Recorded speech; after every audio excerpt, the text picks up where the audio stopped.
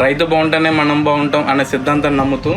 Third point వచ్చేటప్పటికి I balls ఏమైనా cutting అయినాయా, ఎలా ఉన్నాయన్నది కూడా మనం అబ్జర్వ్ చేసుకోవాలి.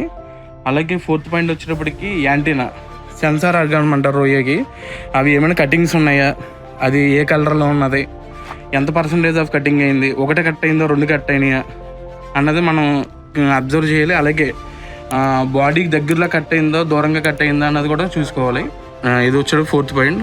అలాగే ఫిఫ్త్ పాయింట్ వచ్చేటప్పటికి హెప్టోప్యాంక్రియాస్ మనం చూసుకోవాలి. హెప్టోప్యాంక్రియాస్ చాక్లెట్ బ్రౌన్ కలర్లో ఉంటే బాగున్నట్టు. నెక్స్ట్ మనం చెక్ చేయవలసింది యూరోపోడ్స్ అంటే రొయ్య యొక్క తోకని, టైల్ని మనం యూరోపోడ్స్ అంటాం. అవి ఇంకొకసారి రేడియం గ్రీన్ కలర్లో ఉంటాయి, రెడ్గా ఉంటాయి. ఇంకొకసారి డిఫార్మ్డ్ అంటే అంగవైకల్యంలో కూడా ఉంటాయి. అవి కూడా మనం రెగ్యులర్గా అబ్జర్వ్ చేసుకోవాలి.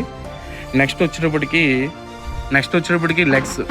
యానిమల్కి 2 టైప్స్ ఆఫ్ లెగ్స్ ఉంటాయి. ఒకటి వాకింగ్ లెగ్స్, ఇంకొకటి స్విమ్మింగ్ లెగ్స్. ఆ లెగ్స్ ఏమైనా కాళ్ళు ఎరుపులు ఏమైనా ఉన్నాయా అన్నది కూడా మనం రెగ్యులర్గా అబ్జర్వ్ చేసుకోవాలి. నెక్స్ట్ అలాగే రోస్ట్రమ్ అంటే రొయ్యకి దీని ప్లేస్ని రోస్ట్రమ్ అంటారు. ఈ రోస్ట్రమ్ ఏమైనా అంగవైకల్యం డిఫార్మ్డ్ అంటే అంగవైకల్యం ఏమైనా ఉన్నాయా. ఇంకొకసారి ఇక్కడ రెడ్గా ఉంటుంది, అది ఇబ్బంది ఉండదు. అది మెకానికల్ డ్యామేజ్ అంటే ఒక రొయ్యి తగిలినప్పుడు ఇక్కడ రెడ్గా మారుతూ ఉంటుంది. దానివల్ల ఇబ్బంది ఉండదు, అది మెకానికల్ డ్యామేజ్ వల్ల జరుగుతుంది. అలాగే యానిమల్ యొక్క గట్ అన్నది మెయిన్గా చూసుకోవాలి. ఈ గట్ వచ్చేటప్పటికి ఫుల్గా ఉందా, పార్షియల్ ఫుల్గా ఉందా, ఎంటీగా ఉన్నదా అన్నది చూసుకోవాలి. ఎంటీగా ఉన్నప్పుడు అక్కడ రెడ్గా ఉందా లేదు బ్లాక్గా ఉన్నదన్న అబ్జర్వ్ చేయాలి. అలాగే ఫెకల్ మ్యాటర్ మనం ఇంకోటి అబ్జర్వ్ చేయవలసింది ఫెకల్ మ్యాటర్ ఒకటి. యానిమల్ యొక్క ఫెకల్ మ్యాటర్ ఫీడ్ కలర్లో ఉందా, బ్లాక్గా ఉందా, గ్రీన్గా ఉందా, వైట్గా ఉందా, రెడ్గా ఉన్నదా అన్నది కూడా మనం రెగ్యులర్గా అబ్జర్వ్ చేసుకోవాలి. మెయిన్గా ఈ పాయింట్స్ అన్ని మనం అబ్జర్వ్ చేసుకుని ఒక పేపర్ మీద మనం రాసుకుంటే యానిమల్ యొక్క హెల్త్ స్టేటస్ అన్నది మనకు తెలుస్తుంది.